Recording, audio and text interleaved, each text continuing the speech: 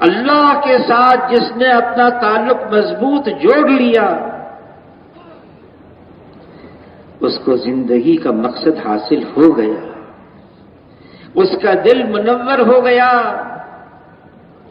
اس کا دل نورانی بن گیا،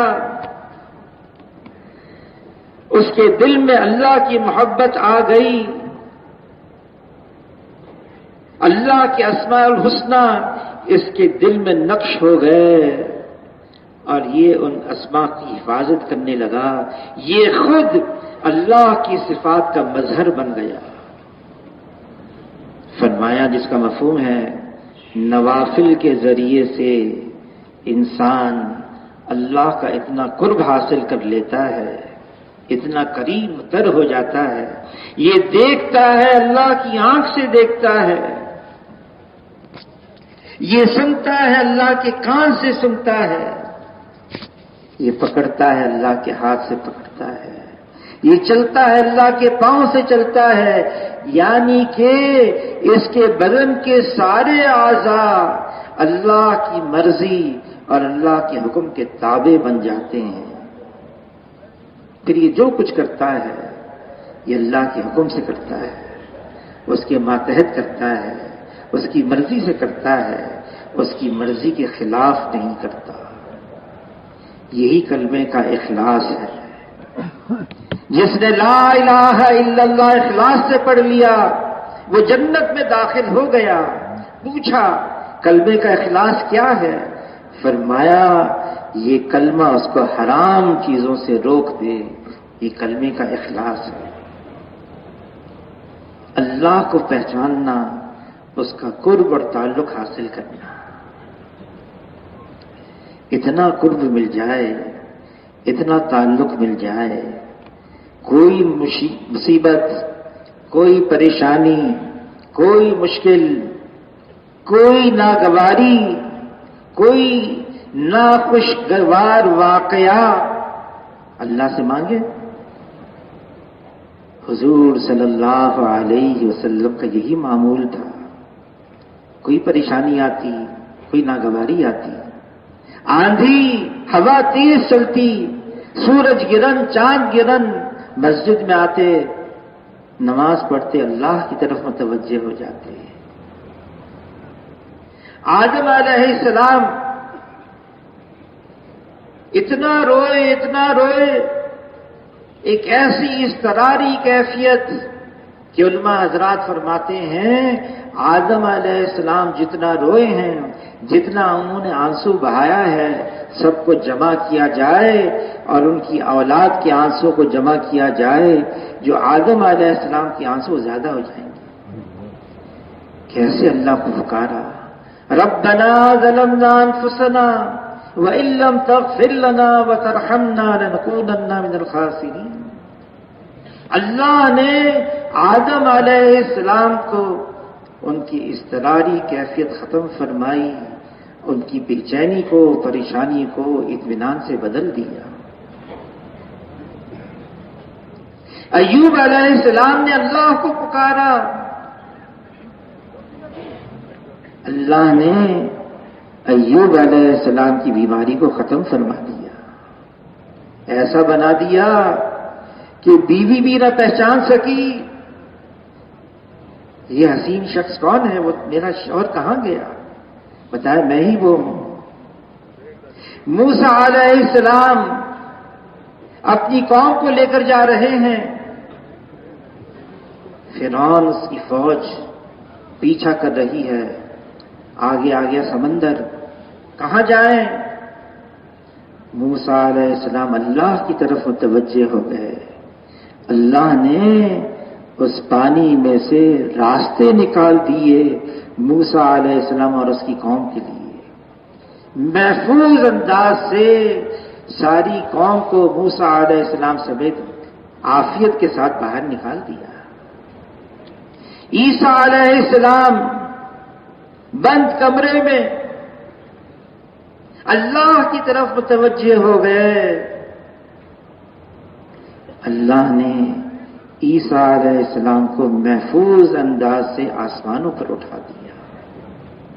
یونس علیہ السلام مچھلی کے پیٹ میں، اندھیروں میں، مچھلی کے پیٹ کا اندھیرا، سمندر کا اندھیرا، رات کا اندھیرا، اللہ کو پکارا، لا الہ الا انت سبحانک انی کنت من الظالمین۔ اللہ نے محفوظ انداز سے یونس علیہ السلام کو مچھلی کے پیٹ سے نکالا، اور اللہ نے کلام پاک میں اس کو بات کو جتایا ہے۔ اگر یونس علیہ السلام اللہ کو اس طرح سے نہ پکارتے اور اللہ کی ایسی تصویر نہ کرتے تو حشر تک مچھلی کے پیٹ میں رہتے۔ اور پھر آگے بھی فرمایا، جیسے یونس علیہ السلام کو اللہ نے غم سے نجات دی، اسی طرح سے جو اللہ کو اس انداز سے پکارے گا اللہ تعالیٰ اس کو بھی نجات دیں گے۔ وَكَذَلِكَ نُنْجِي الْمُؤْمِنِينَ۔ جناب رسول اللہ صلی اللہ علیہ وسلم ایک درخت کے نیچے آرام کر رہے ہیں، اپنی تلوار کو اتار کے درخت کی ٹہنی سے لگا لیا۔ مخالف آ گیا، دشمن آ گیا، خاموشی سے حضور صلی اللہ علیہ وسلم کی تلوار اتاری، جناب رسول اللہ صلی اللہ علیہ وسلم کو جگایا۔ حضور صلی اللہ علیہ وسلم دیکھے، آدمی نیند سے جاگے، دیکھا کہ دشمن ہے اور میری تلوار اس کے ہاتھ میں، اور وہ یوں کہہ رہا ہے، کون بچائے گا؟ جناب رسول اللہ صلی اللہ علیہ وسلم بڑے اطمینان سے فرمائے، اللہ۔ ہاتھ سے تلوار گر گئی۔ حضور صلی اللہ علیہ وسلم کی اپنی تلوار تھی، اپنی تھی۔ تبلیغی بیانات آفیشل آن یوٹیوب، فیس بک۔ وسلم نے اپنے 23 سالہ نبوت والی زندگی میں زیادہ وقت گزارا ہے مکہ مکرمہ میں، 13 سال۔ حالانکہ علماء حضرات فرماتے ہیں تقریباً سارے احکامات تو مدینہ منورہ میں آئے، 10 سال مدینہ منورہ میں، اور اس سے پہلے 13 سال مکہ مکرمہ میں۔ مکہ مکرمہ میں کیا ہو رہا تھا؟ عمر رضی اللہ تعالیٰ عنہ فرماتے ہیں، ہم لا الہ الا اللہ کی حقیقت کو اپنے اندر اتار رہے تھے۔ لا الہ الا اللہ ہم نے پڑھ تو لیا ہے، لیکن یہ واقعی دل میں آ گیا ہے، یہ دل کی آواز بن گیا ہے، یہ حقیقت بن کے دل میں اتر گیا ہے۔ ایمان کے بول، ایمان کے الفاظ، یہ بہت اہم ہیں، بہت قیمتی ہیں، بہت ضروری ہیں، لیکن ایمان کے الفاظ صرف الفاظ ہوتے ہیں۔ مولانا یوسف خان دہلوی رحمۃ اللہ علیہ فرماتے تھے، الفاظ تو حقیقت کی طرف اشارہ کرتے ہیں، حقیقت کچھ اور ہوتی ہے۔ اس حقیقت کو حاصل کرنے کے لیے محنت، جہد، قربانی، کوشش، اللہ کی طرف سے آزمائشیں، پرکھیں گے اللہ تعالی، جانچیں گے، دیکھیں گے یہ لا الہ الا اللہ میں سچا کون ہے اور لا الہ الا اللہ میں سچا کون نہیں ہے۔ اللہ نے پچھلی قوموں کو بھی آزمایا ہے، اس قوم کو بھی، اس امت کو بھی آزمائیں گے۔ لا الہ الا اللہ 13 سال مکہ مکرمہ میں ایمان کی حقیقت کیسے مل گئی؟ صحابہ کرام رضوان اللہ علیہم اجمعین کو علی رضی اللہ تعالیٰ عنہ فرماتے ہیں، اگر میرے اور اللہ کے درمیان کے پردوں کو ہٹا دیا جائے تو میرے ایمان میں ذرے برابر کا اضافہ نہ ہو، میں تو اب بھی ایسا ہوں جیسے ان آنکھوں سے اللہ کو دیکھ رہا۔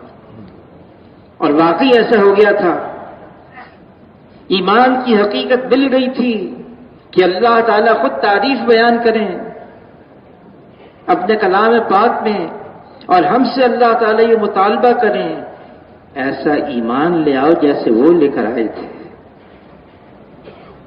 صحابی نے عرض کیا، اے اللہ کے رسول، میں نے آج کی صبح ایمان کی حقیقت کے ساتھ کی ہے۔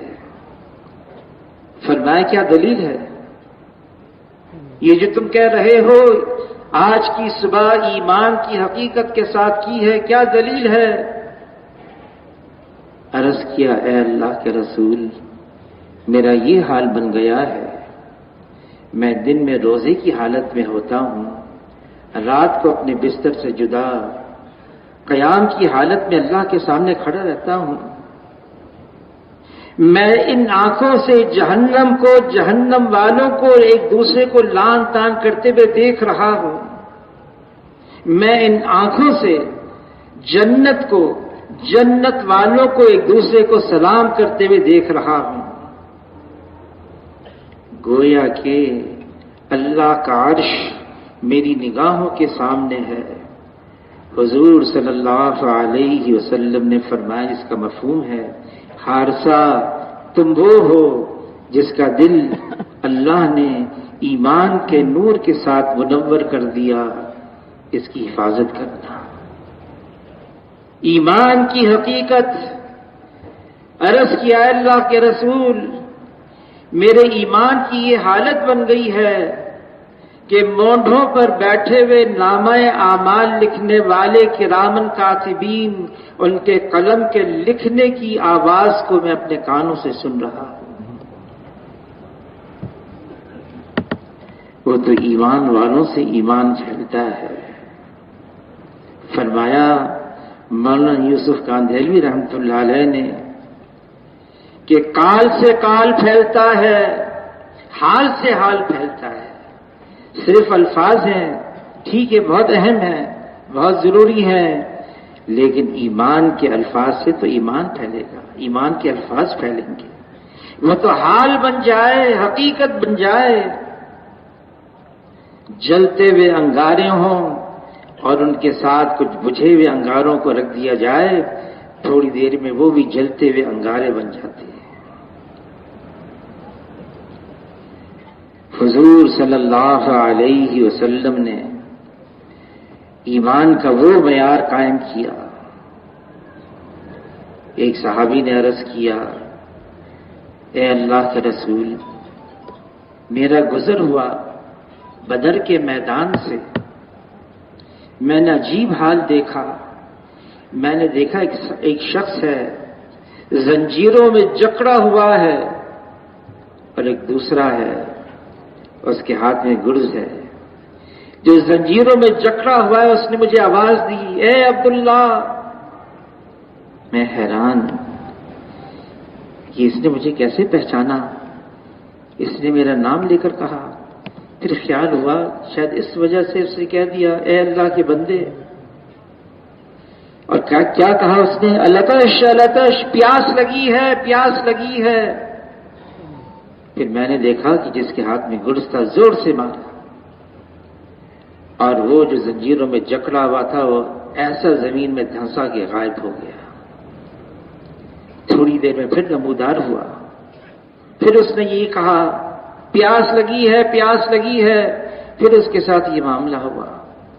جناب رسول اللہ صلی اللہ علیہ وسلم نے پوچھا کہ تم نے اپنی آنکھوں سے یہ سارا منظر دیکھا ہے؟ عرض کیا، اے اللہ کے رسول، یہ منظر میری آنکھوں کے سامنے ہوتا رہا۔ فرمایا، تم نے برزخ کو دیکھ لیا۔ تم نے جس کو دیکھا وہ ابو جہل تھا، اور برزخ میں اس کے ساتھ یہ معاملہ ہو رہا ہے، اور یہ معاملہ اس کے ساتھ حشر تک ہوتا رہے گا۔ غیب کا منظر، غیب کا نظام، ایمان کی وہ سطح مل گئی، وہ ان کے سامنے ہو گیا۔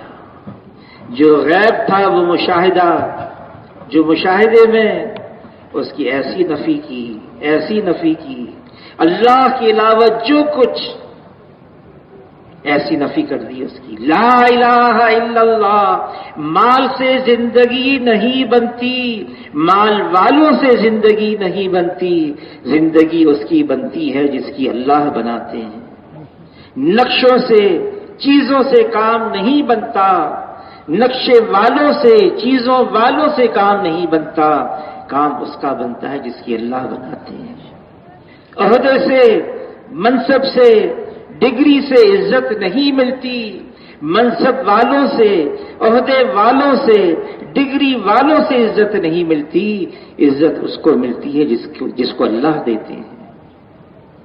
اللہ دینے پر آئے کوئی روک نہیں سکتا، اللہ بنانے پر آئے کوئی بگاڑ نہیں سکتا، اور اگر اللہ ہی روک دیں پھر کوئی نہیں ہے جو دے سکتا ہے، اور اگر اللہ ہی بگاڑ دیں پھر کوئی نہیں ہے جو بنا سکتا ہے. اللہ نے ہمیں اس دنیا میں اس لیے بھیجا ہے ہم اللہ کو پہچانیں جیسے اللہ ہیں.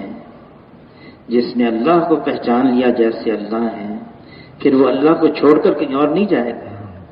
فَفِرُّوا إِلَى اللَّهِ. دوڑو، بھاگو، رخ ہو صرف اللہ کی طرف، اللہ کے غیر کی طرف نہیں، اللہ کے علاوہ کی طرف نہیں.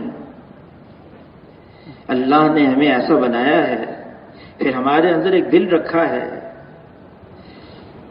جناب رسول اللہ صلی اللہ علیہ وسلم فرماتے ہیں انسان کے جسم کے اندر ایک گوشت کا لوتھڑا ہے، یہ صحیح ہو گیا سارا بدن صحیح ہے، یہ بگڑ گیا سارا بدن بگڑا ہوا ہے. یہ گوشت کا لوتھڑا انسان کا دل ہے. یہ دل انسان کا، یہ اللہ کی تجلی گاہ ہے. اس کو اللہ نے اپنے لیے مختص کیا ہوا ہے. اس دل میں اگر کچھ اور چیزیں آ گئیں، اللہ کا غیر آ گیا، مال، نقشے، چیزیں، دنیا کی بڑائی، یہ دل ناپاک ہو گیا. اگر دل ناپاک ہے تو یہ دل تو اللہ کی جگہ ہے. یہ زمین اللہ کو نہیں سما سکتی، یہ آسمان اللہ کو نہیں سما سکتا. مومن کا دل ہے یہ اللہ کو سما سکتا ہے. لیکن کون سے دل میں؟ اللہ کے اندر کوئی کمی نہیں، اللہ میں کوئی کجی نہیں، اللہ میں کوئی خامی نہیں. یکطر اللہ تعالی ہر عیب سے، ہر کمی سے پاک اور صاف ہے. دل ناپاک ہے، دل گندا ہے، دل میں فاسد مادہ آ گیا، غلط یقین بھر گیا. اب اس دل میں اللہ نہیں ہوں گے، اور اگر دل میں اللہ نہیں ہے تو اللہ کی معرفت کیا ملے گی؟ ہم کیسے اللہ کو پہچانیں گے؟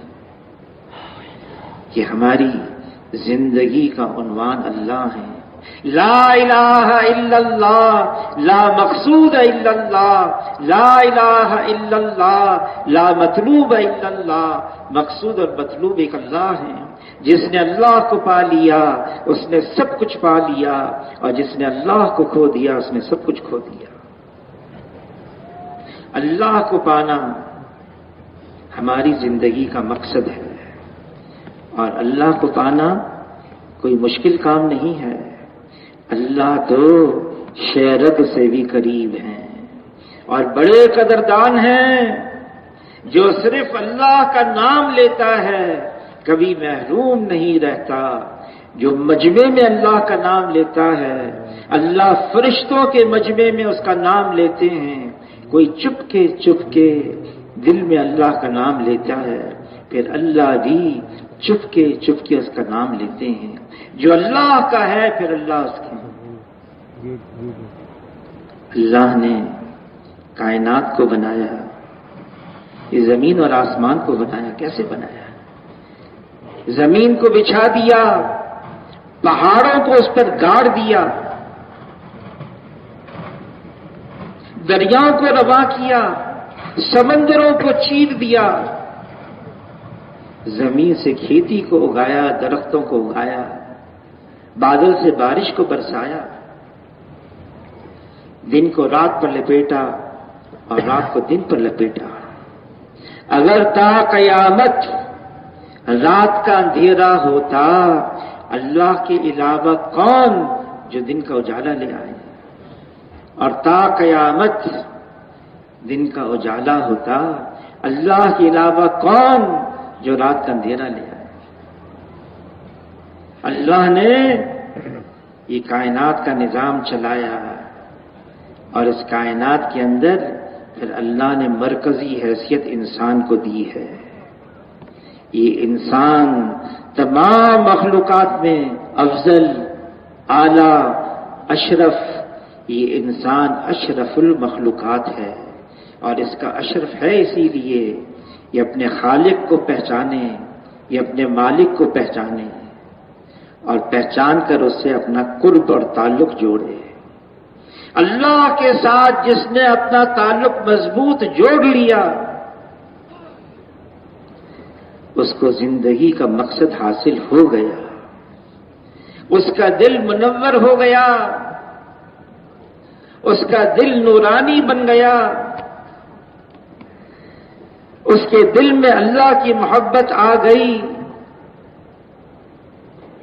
اللہ کے اسماء الحسنی اس کے دل میں نقش ہو گئے، اور یہ ان اسماء کی حفاظت کرنے لگا، یہ خود اللہ کی صفات کا مظہر بن گیا۔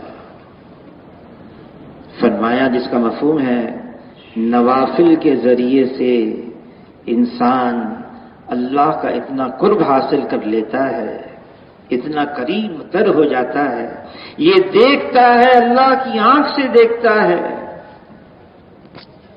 یہ سنتا ہے، اللہ کے کان سے سنتا ہے، یہ پکڑتا ہے، اللہ کے ہاتھ سے پکڑتا ہے، یہ چلتا ہے، اللہ کے پاؤں سے چلتا ہے، یعنی کہ اس کے بدن کے سارے اعضاء اللہ کی مرضی اور اللہ کے حکم کے تابع بن جاتے ہیں۔ پھر یہ جو کچھ کرتا ہے یہ اللہ کے حکم سے کرتا ہے، اس کے ماتحت کرتا ہے، اس کی مرضی سے کرتا ہے، اس کی مرضی کے خلاف نہیں کرتا۔ یہی کلمے کا اخلاص ہے۔ جس نے لا الہ الا اللہ اخلاص سے پڑھ لیا وہ جنت میں داخل ہو گیا۔ پوچھا کلمے کا اخلاص کیا ہے؟ فرمایا یہ کلمہ اس کو حرام چیزوں سے روک دے، یہ کلمے کا اخلاص ہے۔ اللہ کو پہچاننا، اس کا قرب اور تعلق حاصل کرنا۔ اتنا قرب مل جائے، اتنا تعلق مل جائے، کوئی مصیبت، کوئی پریشانی، کوئی مشکل، کوئی ناگواری، کوئی ناخوشگوار واقعہ اللہ سے مانگے۔ حضور صلی اللہ علیہ وسلم کا یہی معمول تھا۔ کوئی پریشانی آتی، کوئی ناگواری آتی، آندھی، ہوا تیز چلتی، سورج گرن، چاند گرن، مسجد میں آتے، نماز پڑھتے، اللہ کی طرف متوجہ ہو جاتے۔ آدم علیہ السلام اتنا روئے، اتنا روئے، ایک ایسی اضطراری کیفیت کہ علماء حضرات فرماتے ہیں آدم علیہ السلام جتنا روئے ہیں، جتنا انہوں نے آنسو بہایا ہے، سب کو جمع کیا جائے اور ان کی اولاد کے آنسو کو جمع کیا جائے، جو آدم علیہ السلام کے آنسو زیادہ ہو جائیں گے۔ کیسے اللہ کو پکارا، ربنا ظلمنا انفسنا وَإِن لَّمْ تَغْفِرْ لَنَا وَتَرْحَمْنَا لَنَكُونَنَّ مِنَ الْخَاسِرِينَ۔ اللہ نے آدم علیہ السلام کو ان کی اضطراری کیفیت ختم فرمائی، ان کی بے چینی کو، پریشانی کو اطمینان سے بدل دیا۔ ایوب علیہ السلام نے اللہ کو پکارا، اللہ نے ایوب علیہ السلام کی بیماری کو ختم فرما دیا، ایسا بنا دیا کہ بیوی بھی نہ پہچان سکی، یہ حسین شخص کون ہے؟ وہ میرا شوہر کہاں گیا؟ بتایا میں ہی وہ ہوں۔ موسیٰ علیہ السلام اپنی قوم کو لے کر جا رہے ہیں، فرعون اس کی فوج پیچھا کر رہی ہے، آگے آگے سمندر، کہاں جائیں؟ موسیٰ علیہ السلام اللہ کی طرف متوجہ ہو گئے۔ اللہ نے اس پانی میں سے راستے نکال دیے موسیٰ علیہ السلام اور اس کی قوم کے لیے۔ محفوظ انداز سے ساری قوم کو موسیٰ علیہ السلام سمیت عافیت کے ساتھ باہر نکال دیا۔ عیسیٰ علیہ السلام بند کمرے میں اللہ کی طرف متوجہ ہو گئے۔ اللہ نے عیسیٰ علیہ السلام کو محفوظ انداز سے آسمانوں پر اٹھا دیا۔ یونس علیہ السلام مچھلی کے پیٹ میں، اندھیروں میں، مچھلی کے پیٹ کا اندھیرا، سمندر کا اندھیرا، رات کا اندھیرا، اللہ کو پکارا، لا الہ الا انت سبحانک انی کنت من الظالمین۔ اللہ نے محفوظ انداز سے یونس علیہ السلام کو مچھلی کے پیٹ سے نکالا، اور اللہ نے کلام پاک میں اس کو بات کو جتایا ہے۔ اگر یونس علیہ السلام اللہ کو اس طرح سے نہ پکارتے اور اللہ کی ایسی تصویر نہ کرتے تو حشر تک مچھلی کے پیٹ میں رہتے۔ اور پھر آگے بھی فرمایا، جیسے یونس علیہ السلام کو اللہ نے غم سے نجات دی، اسی طرح سے جو اللہ کو اس انداز سے پکارے گا اللہ تعالیٰ اس کو بھی نجات دیں گے۔ وَكَذَلِكَ نُنْجِي الْمُؤْمِنِينَ۔ جناب رسول اللہ صلی اللہ علیہ وسلم ایک درخت کے نیچے آرام کر رہے ہیں، اپنی تلوار کو اتار کے درخت کی ٹہنی سے لگا لیا۔ مخالف آ گیا، دشمن آ گیا، خاموشی سے حضور صلی اللہ علیہ وسلم کی تلوار اتاری، جناب رسول اللہ صلی اللہ علیہ وسلم کو جگایا۔ حضور صلی اللہ علیہ وسلم دیکھے، آدمی نیند سے جاگے، دیکھا کہ دشمن ہے اور میری تلوار اس کے ہاتھ میں، اور وہ یوں کہہ رہا ہے، کون بچائے گا؟ جناب رسول اللہ صلی اللہ علیہ وسلم بڑے اطمینان سے فرمائے، اللہ۔ ہاتھ سے تلوار گر گئی۔ حضور صلی اللہ علیہ وسلم کی اپنی تلوار تھی، اپنی تلوار ہاتھ میں اٹھائی اور یوں فرمایا، اب تم کو مجھ سے کون بچائے گا؟ کہ آپ کریم ہیں اور ابن کریم ہیں اور ابن کریم ہیں۔ جو اللہ کی طرف متوجہ ہو جاتا ہے، اللہ کو پکارتا ہے، اللہ کے ماں سوا سے بالکل فارغ ہو جاتا ہے، میں ہوں اور اللہ ہو، درمیان میں کچھ نہ ہو، اللہ تعالی ظاہری اسباب کے خلاف کر کے دکھا دیتے ہیں۔ حضور صلی اللہ علیہ وسلم، بدر کی رات ہے، ایک عریش بنایا گیا، حضور صلی اللہ علیہ وسلم ساری رات اللہ کو پکارتے رہے، یا حی یا قیوم، یا حی یا قیوم۔ اور ابو بکر رضی اللہ تعالیٰ عنہ جس کیفیت سے حضور اللہ سے مانگ رہے تھے، ہاتھ دعا کے لیے اٹھاتے اٹھاتے اتنے اونچے ہو جاتے کہ بغل کی سفیدی بھی ظاہر ہو جاتی، کاندھے پر جو چادر تھی وہ بھی نیچے گر جاتی۔ ابو بکر رضی اللہ تعالیٰ عنہ چادر اٹھاتے، حضور کے کاندھے پر رکھتے، اے اللہ کے رسول، بس آپ کی تو اللہ نے ضرور سنی ہوگی، سن لی۔ علی رضی اللہ تعالیٰ عنہ فرماتے ہیں، رات کا اندھیرا،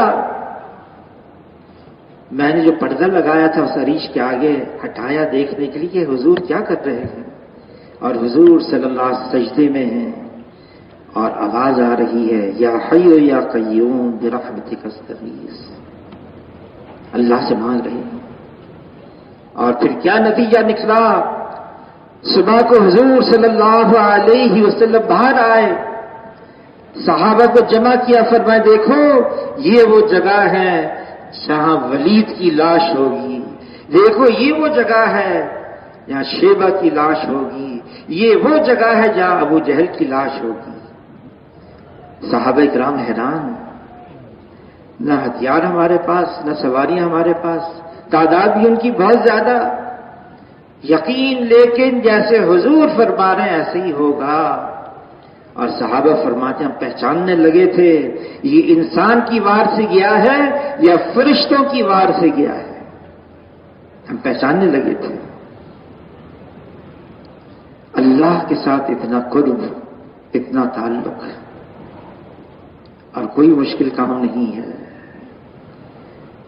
رائے گنج کے اندر شورا والے تفقد کرتے ہیں، ممالک میں جو جاتے ہیں، حاجی صاحب، حاجی عبدالوہاب صاحب فرمانے لگے تم یہ پوچھتے ہو 3 چلے کب لگائے، پھر 3 چلے لگانے کے بعد کوئی چلے کا ناغہ تو نہیں ہوا، پھر یہ بھی پوچھتے ہو روزانہ وقت دیتے ہو، ہر مہینے 3 دن لگاتے ہو، ہفتے میں گشت بھی کرتے ہو، یہ بھی پوچھا کرو کہ اللہ کے ساتھ اتنا تعلق ہو گیا، کوئی مشکل، کوئی پریشانی، کوئی ناگواری، کوئی ایسی حالت آئے اور تم اللہ سے مانگو اور اللہ تمہاری اس پریشانی کو دور کر دے، یہاں تک بھی پہنچ گئے کہ نہیں، یہ بھی پوچھا کرو۔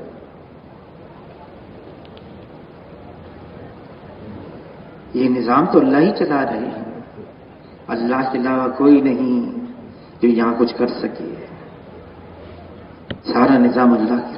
ہاں کچھ ہوتے ہیں ایسے، فرعون کیا کہا، انا ربکم الاعلی، میں سب سے بڑا رب ہوں، کیا ہوا؟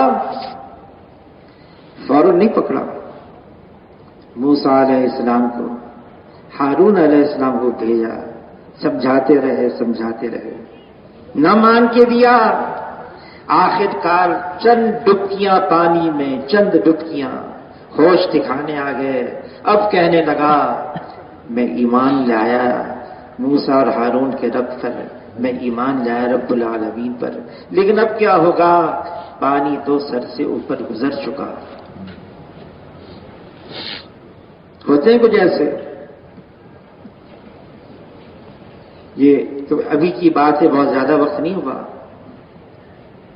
ایک پانی کا جہاز بنایا گیا، کئی ہزار مزدور، دنیا کا سب سے مہنگا ترین پانی کا جہاز، کئی مہینے، اور اس کو بحر اوقیانوس میں سفر کرنا تھا، برطانیہ سے امریکہ۔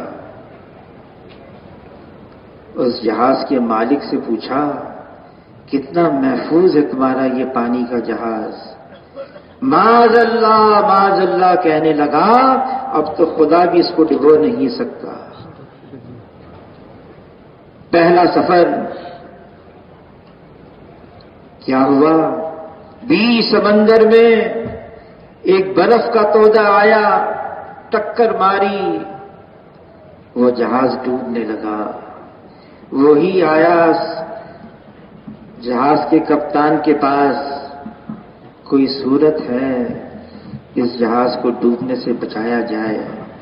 تو کپتان جہاز کا کہنے لگا اب تو سوائے خدا کے کوئی اس کو نہیں بچا سکتا۔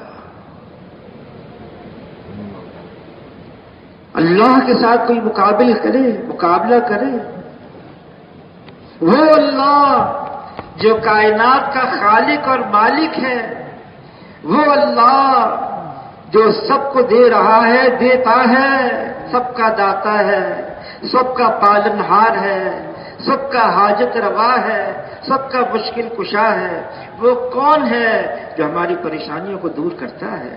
وہ کون ہے جو ہماری بیماریوں کو صحت سے بدلتا ہے؟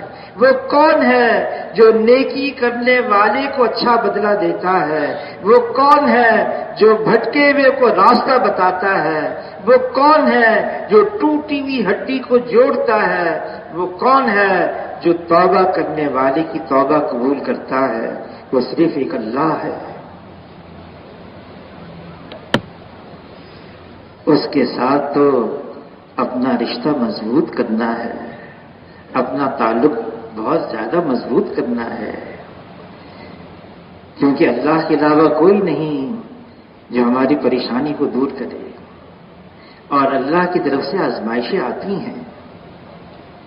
مولانا الیاس صاحب رحمۃ اللہ علیہ کے ملفوظات میں ہیں، پھسوڑے آتے ہیں دہش کے دہانے کھلوانے کے لیے.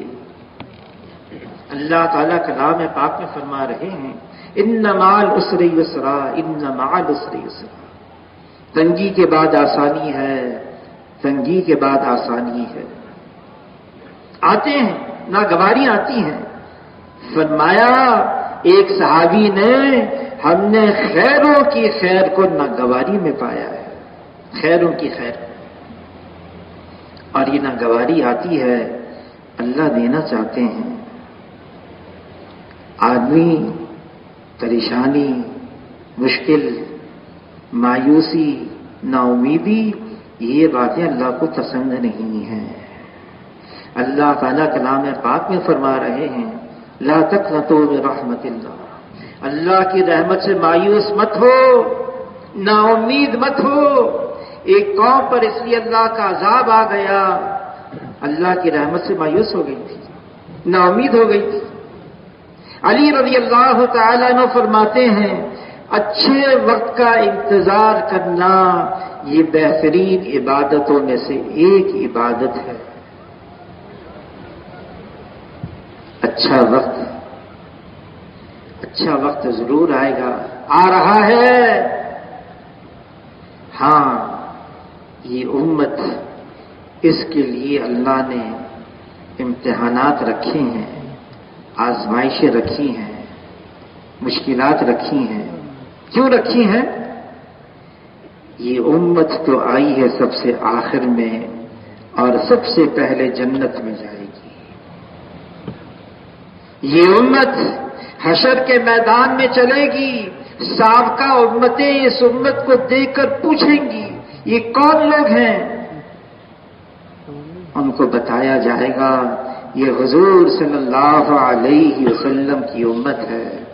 اور وہ یوں کہیں گے سابقہ امتیں، یہ امت ہے جناب رسول اللہ صلی اللہ علیہ وسلم کی. اس امت کے چہرے کا نور بمثل انبیاء علیہ السلام کے چہرے کے نور کے ہے. یہ امت اللہ کو بہت لاڈلی ہے، بہت محبوب ہے. امتحانات ہیں، کتنے امتحانات آئے، کتنی آزمائشیں آئیں اس امت پر. شیخ الحدیث مولانا زکریا صاحب رحمۃ اللہ نے لکھا ہے جو آزمائشیں، جو امتحانات اس امت کے لیے آئے، اگر ان میں سے صرف ایک کسی سابقہ امت پر آ جاتی وہ امت تو ختم تھی. یہ تو اللہ نے ان تمام مشکلات سے، امتحانات سے، آزمائشوں سے اس امت کو نکالا ہے. ابھی اور باقی ہے ایسے امتحانات جن سے سابقہ انبیاء علیہ السلام نے بھی پناہ مانگی ہے اس امت کے لیے. جیسے فتنہ دجال ہے، فتنہ یاجوج اور ماجوج ہے، فتنہ دابۃ الارض ہے، سب اس امت کے لیے.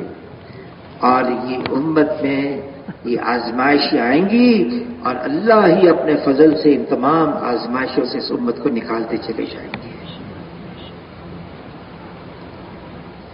آزمائشیں کیوں ہیں اس امت کے لیے؟ جو انعامات اس امت کو دینے ہیں.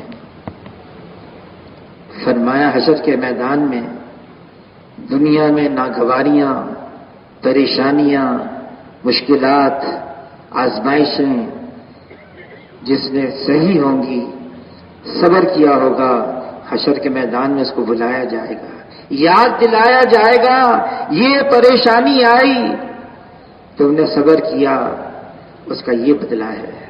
یہ آزمائش آئی، یہ امتحان آیا دنیا میں، تم نے صبر کیا، اس کا بدلہ یہ ہے.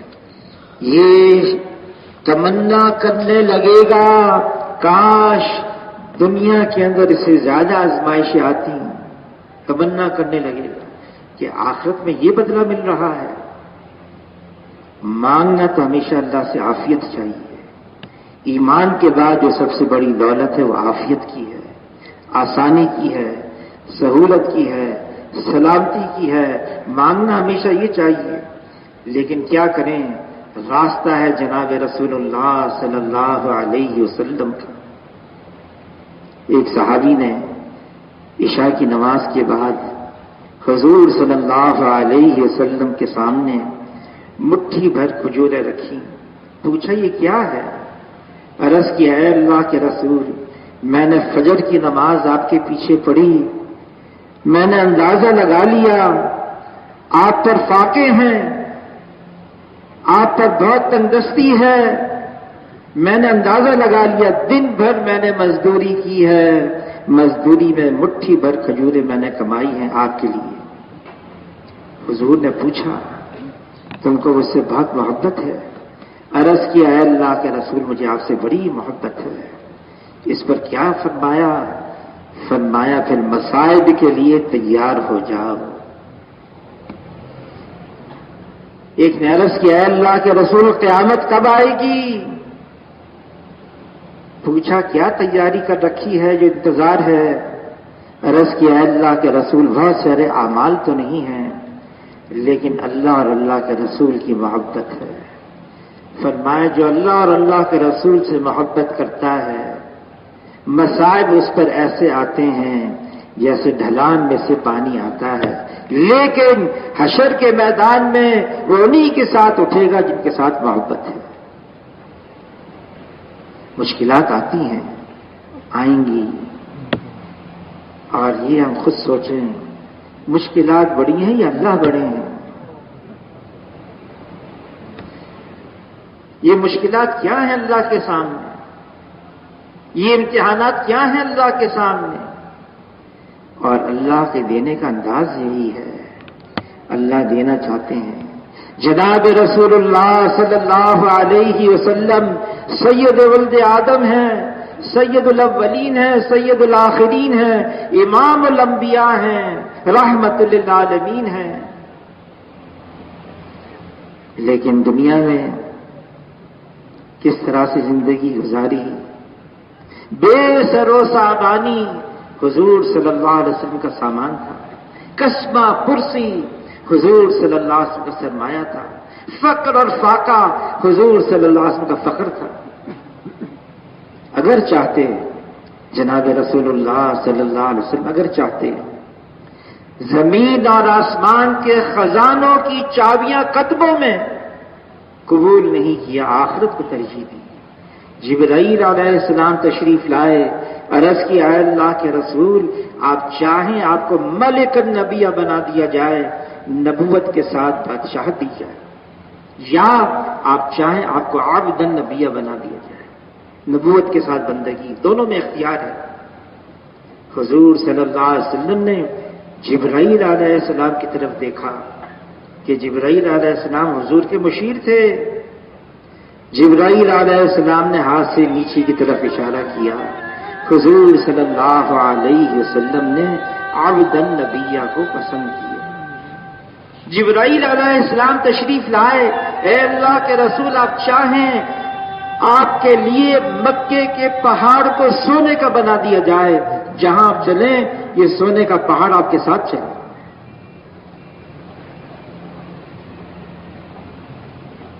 کیا دعا مانگی اس پر؟ کیا دعا مانگی؟ اے اللہ ایک دن میرا ایسا گزرے کھانا اتنا مل جائے کمر سیدھی ہو جائے، اس پر میں تیرا شکر ادا کروں، اور ایک دن میرا فاقے سے گزرے اس پر میں صبر کروں۔ صبر یہ ایمان کا حصہ ہے، ایمان کا جز ہے۔ اللہ تعالیٰ نے کلام پاک میں مختلف انداز سے وَاسْتَعِينُوا بِالصَّبْرِ وَالصَّلَاةِ وَتَوَاصَوْا بِالْحَقِّ وَتَوَاصَوْا بِالصَّبْرِ لَمَنْ صَبَرَ وَغَفَرَ کتنے انداز سے اللہ نے سمجھایا ہے. صبر، برداشت کرنا، سہ جانا. جس نے صبر کرنا سیکھ لیا ناگواری پر، اب دنیا کی کوئی طاقت اس کو شکست دے نہیں سکتی. اس کی جیت ہی جیت ہے. اس کو وہ ہنر آ گیا. حضور صلی اللہ علیہ وسلم نے صحابہ کرام کو یہی سکھایا تھا. بعض تو کہتے ہیں صبر پورا ایمان ہے، اور بعض کہتے ہیں نہیں، ایمان کا ایک بہت اہم جز ہے صبر کرنا، ناگواری پر برداشت کر لینا. کوئی شکوہ شکایت نہیں. ہم اللہ سے کہیں گے، کسی مخلوق سے نہیں کہیں گے. مخلوق کیا کر سکتی ہے؟ کرنے والی ذات تو اللہ کی ہے. اللہ ہی ہے جو ہماری پریشانی کو دور کریں گے، پریشانی کو دور کریں گے. اور یہ جو پریشانی آتی ہے نا، رات کا اندھیرا سب سے گہرا صبح صادق سے پہلے ہوتا ہے، اور یہ اس بات کی علامت ہے، نشانی ہے، عنقریب سویرا ہونے والا ہے، رات کا اندھیرا چھٹنے والا ہے. کسی نے کہا ظلمت کا ہے بول بالا، عنقریب سورج ہے نکلنے والا. اللہ سے اچھی امید باندھنا یہ امت ہے. ہم تو اوروں کو سہارا دینے والے ہیں، اوروں کو سمجھانے والے ہیں.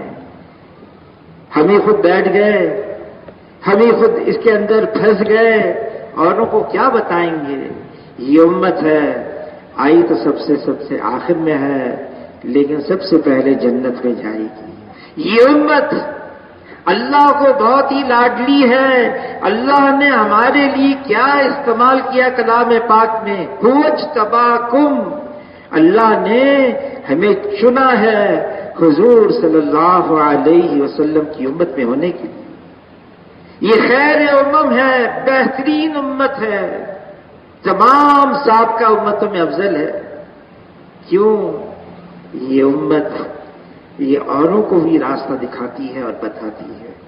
خود راستے پر چلنا، اس راستے پر جو جناب رسول اللہ صلی اللہ علیہ وسلم کا راستہ، وہ راستہ جو کامیابی کی طرف جانے والا ہے، وہ راستہ جو بہترین ہے، وہ راستہ جس سے تمام پریشانیاں دور ہو جاتی ہیں، سارے غم ہٹ جاتے ہیں، ڈھل جاتے ہیں، رات کا اندھیرا چھٹ جاتا ہے. یہ وہ راستہ ہے. اس راستے پر کیا ہے؟ خود دین پر چلنا ہے، اوروں کو دین کی طرف بلانا ہے. یہ امت ہے اللہ کی طرف بلانا. دعوت اللہ اس امت کا عنوان اور مقصد ہے. قل ھذہ سبیلی ادعو الی اللہ. اے محمد صلی اللہ علیہ وسلم آپ کہہ دیجئے یہ ہے میرا راستہ. اللہ کی طرف بلانا، اللہ کے دین کی طرف بلانا، اللہ کے احکامات کی طرف بلانا. میرا بھی یہ راستہ ہے. جو میرے متبع ہیں، میرے پیچھے چلنے والے ہیں، میری امت ہیں، ان کا بھی یہی راستہ ہے. دین پر چلنا، یہ دین ضمانت دیتا ہے دنیا کی کامیابی کا بھی اور آخرت کی کامیابی کا بھی. دین اور حضور صلی اللہ علیہ وسلم فرماتے ہیں، جس کا مفہوم ہے کوئی شخص اس وقت تک مسلمان ہو نہیں سکتا جب تک کہ اس کی خواہشات اس دین کے تابع نہ ہو جائے جس کو میں لے کر آیا ہوں. دین کا مطلب یہ ہے تمام اپنے جذبات کو قربان کرنا، اپنی خواہشات کو مکمل طور سے پورے کے پورے اسلام میں داخل ہو جاؤ. جی چاہے نہ چاہے، دل مانے نہ مانے، چاہے ہمارے تقاضے پورے ہوں ذاتی یا نہ ہوں، ہمیں تو اس دین پر چلنا ہے. ملے گا کیا؟ اللہ کی رضا ملے گی. اللہ راضی ہو جائیں گے، اور اللہ کی رضا سب سے بڑی دولت ہے. اللہ مل گئے، اللہ راضی ہو گئے، پھر اور کسی چیز کی کیا ضرورت ہے؟ اس کے لیے قربانی ہے، مشقت ہے، محنت ہے. جیسے صحابہ کرام کا راستہ نکل گئے اللہ کے راستے میں، جان اور مال اور اوقات کی قربانی دی، ہمارے لیے بھی وہی ہے، بس اتنا فرق ہے۔ شیخ الحدیث نے لکھا ہے اگر اس وقت کی امت صحابہ کا صرف 10واں حصہ کر لے، 10واں حصہ، اللہ ہمارے ساتھ وہ معاملہ کرے جو اللہ نے ان کے ساتھ کیا، صرف 10واں حصہ۔ وہ نکل گئے جان دینے کے لیے، جہاں گئے وہاں کی قبریں بنی، ہمارے لیے آسانی ہے۔ ہم 4 مہینے کے لیے، ہم 40 دن کے لیے، ہم 1 سال کے لیے اللہ کے راستے میں نکلیں، واپس لوٹ کر آئیں اور اپنے اپنے محلوں میں، اپنے اپنے علاقوں میں محنت شروع کر دیں۔ تو اس کے لیے اب فرمائیں کون کون ساتھی اس کے لیے 4 مہینے حضور صلی اللہ علیہ وسلم نے دعا مانگی، اے اللہ مجھے زندہ رکھ تو مسکینوں کے ساتھ، میری موت ہو تو مسکینوں کے ساتھ، محشر میں حشر ہو تو مسکینوں کے ساتھ۔ تو حافظ عبدالرشید صوفی فرمانے لگے، بات بھی انہوں نے صحیح کی، فرمانے لگے جو ارکان اسلام ہیں اس میں زکوٰۃ بھی ہے، اس میں حج بھی ہے، اور اس کے لیے تو مال کا ہونا ضروری ہے، اور زکوٰۃ کے لیے تو 1 سال مال اتنی مقدار میں ہو، اور پھر حج کے لیے اتنا مال ہو کہ جا بھی سکے۔ حاجی صاحب فرمانے لگے ہاں بالکل صحیح ہے، ایسے ہی ہے، لیکن اس کے باوجود اس دین کا مزاج غریبی ہے، مسکینی ہے، فقر اور فاقہ ہے، ان ساری چیزوں کے باوجود دین کا مزاج ایسا ہی ہے۔ حضور صلی اللہ علیہ وسلم نے صحابہ کرام کی ایسی تربیت فرمائی، حالانکہ عمر رضی اللہ تعالیٰ عنہ خلیفہ وقت بن گئے، 22 لاکھ مربع میل ان کی رعایا میں آ گیا، عمر رضی اللہ تعالیٰ عنہ کی رعایا میں، اور 12 مربع میل علاقہ روزانہ اس کی رعایا میں داخل ہو رہا تھا۔ اور مورخین کہتے ہیں یہ رفتار اگر صرف 50 سال تک باقی رہتی، اس زمین کے اوپر صرف اسلام ہوتا اور اس کے علاوہ کوئی اور مذہب نہ ہوتا۔ لیکن عمر رضی اللہ تعالیٰ عنہ جب بیت المقدس فتح کرنے کے لیے جا رہے ہیں، مدینہ منورہ سے نکلے، ملک شام کی طرف، ایک غلام کو ساتھ لیا، ایک اونٹ سواری لی، غلام سے یہ طے کیا کہ کئی ہفتوں کا سفر ہے، یہ باری باری ہم اس اونٹ پر سوار ہوتے رہیں گے، کبھی تمہاری باری آئے گی کبھی میری باری آئے گی۔ طے ہو گیا، کئی ہفتوں کا سفر۔ اگر چاہتے امیر المومنین عمر رضی اللہ تعالیٰ عنہ 2 سواریاں لے لیتے، اگر چاہتے، امت کو ایک پیغام دینا تھا، ایک سواری لی اونٹ بس، اور باری باری یہ سفر طے کرتے رہے۔ جب قریب پہنچے بیت المقدس کے تو ابو عبیدہ بن جراح رضی اللہ تعالیٰ عنہ استقبال کے لیے آئے، نیا لباس لے کر آئے، ایک اعلیٰ نسل کا گھوڑا لے کر آئے، اور امیر المومنین عمر رضی اللہ تعالیٰ عنہ سے عرض کیا کہ میں نیا لباس لے کر آیا ہوں، اعلیٰ نسل کا گھوڑا لے کر آیا ہوں، آپ کا لباس اس میں پیوند لگے ہوئے ہیں، آپ اونٹ پر سوار ہیں، آپ مسلمانوں کے سربراہ کی حیثیت سے آئے ہیں، نصارہ کے پاس آئے ہیں، بیت المقدس کو فتح کرنے کے لیے آئے ہیں، آپ یہ چیز قبول کر لیں۔ عمر رضی اللہ تعالیٰ عنہ نے ابو عبیدہ بن جراح رضی اللہ تعالیٰ کی بات پر نیا لباس پہن لیا، گھوڑے پر سوار ہو گئے، چند قدم چلے، سواری رکوائی، اور عمر رضی اللہ تعالیٰ عنہ اپنے آپ سے یوں فرمانے لگے، اے عمر تو بدل گیا۔ اور پھر ابو عبیدہ بن جراح رضی اللہ تعالیٰ کی طرف متوجہ ہو گئے اور یہ واضح فرمایا، اللہ نے ہماری عزت، اللہ نے ہماری شرافت، نہ لباس رکھے ہیں نہ سواریاں رکھی ہیں، ہماری عزت اور شرافت تو حضور صلی اللہ علیہ وسلم والے اعمال ہیں۔ پھر ایک جملہ فرمایا، اللہ نے ہمیں عزت دی ہے اسلام کی وجہ سے، اگر اسلام کے علاوہ ہم عزت تلاش کریں گے اللہ ہمیں ذلیل کر دیں گے۔ ہماری پہچان، ہماری شناخت یہ ہے کہ ہم حضور صلی اللہ علیہ وسلم کے امتی ہیں۔ یہ اتنا بڑا اعزاز ہے، یہ اتنا بڑا رتبہ ہے، یہ اتنا بڑا درجہ ہے، ہماری نسبت ہو گئی جناب رسول اللہ صلی اللہ علیہ وسلم سے۔ ہم حضور کے امتی ہیں۔ اللہ تعالیٰ نے جو لفظ ہمارے لیے استعمال کیا کلام پاک میں، وَاجْتَبَاكُمْ، اللہ نے تمام انسانوں میں ہماری چھانٹی کی، ہمیں چنا ہے، ہمارا انتخاب کیا ہے، ہم حضور صلی اللہ علیہ وسلم کی امت میں رہیں۔ یہ امت جناب رسول اللہ صلی اللہ علیہ وسلم کی حشر کے میدان میں چلے گی تو سابقہ امتیں اس امت کو دیکھ کر پوچھیں گی یہ کون لوگ ہیں؟ ان کے چہرے کا نور بمثل انبیاء علیہ السلام کے چہرے کے نور کے ہے۔ ان کو بتایا جائے گا یہ حضور صلی اللہ علیہ وسلم کی امت ہے۔ دنیا سے بے رغبتی یہ پہلی نشانی ہے، پہلی علامت ہے، یہ پہلی جانچ ہے جس سے پرکھا جائے ہاں ایمان حقیقت بن کے دل میں آ گیا۔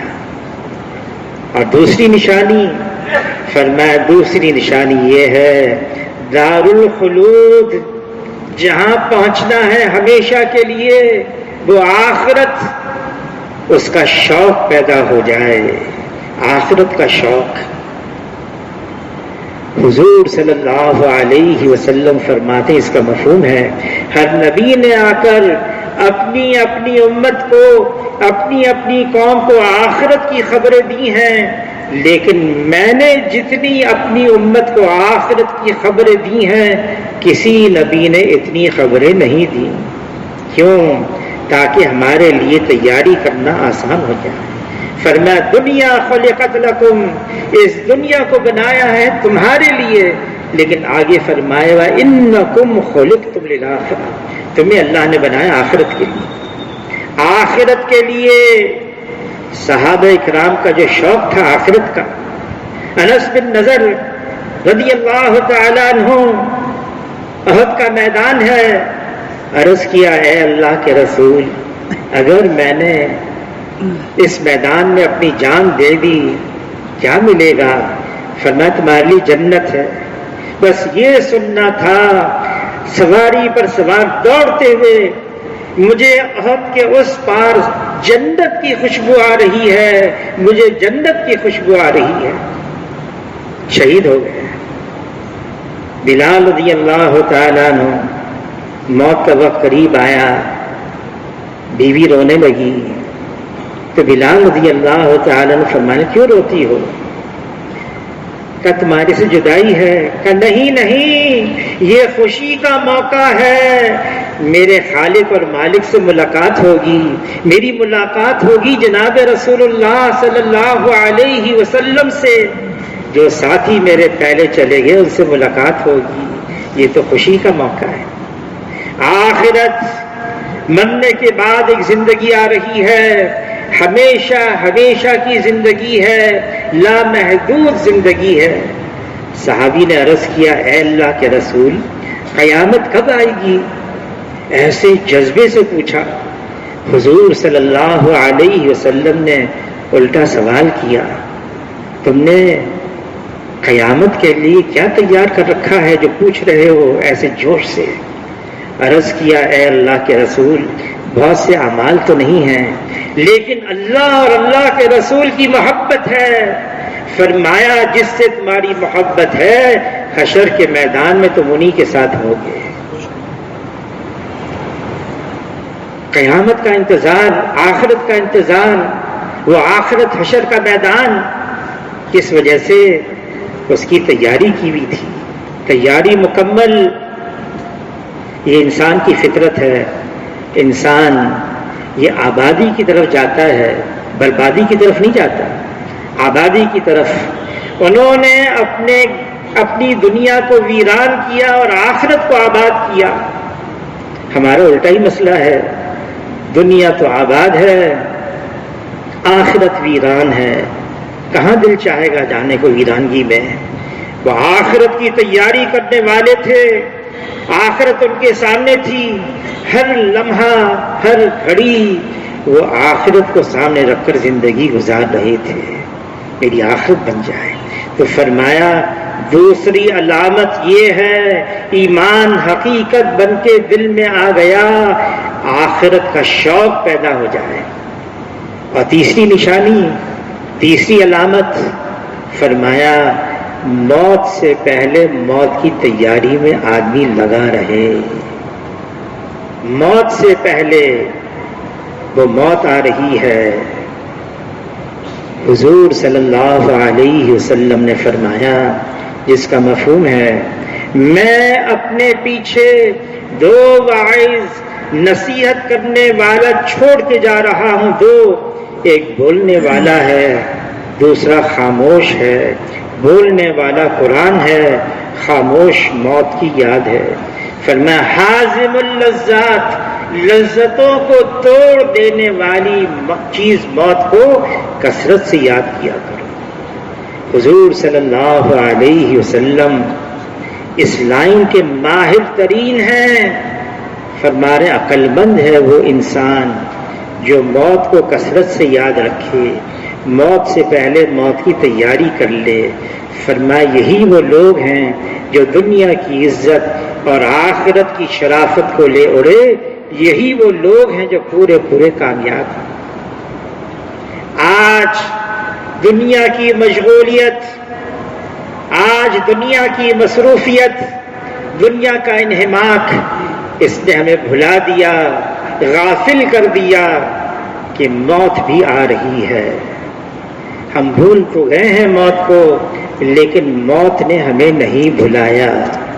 جب اللہ کی طرف سے مقرر وقت آئے گا، پھر یہ سانس کا ڈورا ٹوٹے گا، یہ دل کا دھڑکنا بند ہوگا، پھر یہ میت ہوگی، کاندھوں پہ اٹھا کر قبرستان لایا جائے گا۔ اللہ کی طرف سے مقرر وقت آئے گا، پھر ایک لمحہ پہلے نہیں، ایک لمحہ بعد میں نہیں، جانا ہوگا۔ موت کا اللہ تعالیٰ فرمانے ذائقہ ہے، ہر جاندار کو موت کا ذائقہ چکھنا ہے۔ علی رضی اللہ تعالیٰ سے پوچھا موت کا کیا ذائقہ ہے؟ علی رضی اللہ تعالیٰ نے فرمایا 300 تلوار کی کاٹ بیک وقت ایک بدن پر، یہ تکلیف کم ہے اور موت کی تکلیف زیادہ ہے۔ عائشہ رضی اللہ تعالیٰ عنہ فرماتی ہیں حضور صلی اللہ علیہ وسلم کا دنیا سے پردہ فرمانے کا وقت قریب آ گیا، پانی کا پیالہ تھا قریب، حضور صلی اللہ علیہ وسلم اپنا ہاتھ مبارک اس پانی کے پیالے میں ڈالتے، چہرے پر ملتے، پھر یوں فرماتے اے اللہ موت کی تکلیف کو آسان فرما دے۔ 2/3 رات گزر جاتی، جناب رسول اللہ صلی اللہ علیہ وسلم مسجد نبوی میں تشریف لاتے، صحابہ کا مجمع کس کے لیے جمع ہوئے مسجد میں رات کو؟ قیام کے لیے، اللہ سے مناجات کے لیے، اللہ کا ذکر کرنے کے لیے، اللہ سے دعائیں مانگنے کے لیے، استغفار کرنے کے لیے صحابہ کا مجمع رات کو مسجد میں۔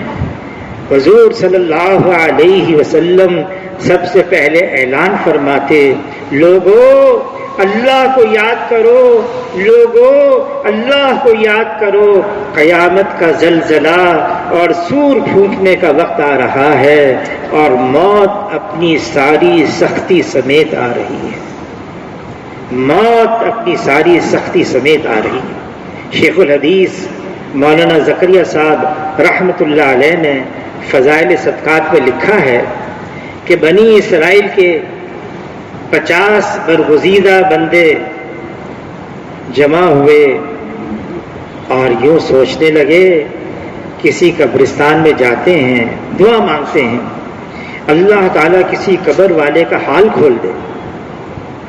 گئے، اپنے زمانے کے برگزیدہ تھے، بزرگ تھے، اللہ والے تھے، بنی اسرائیل کے تھے.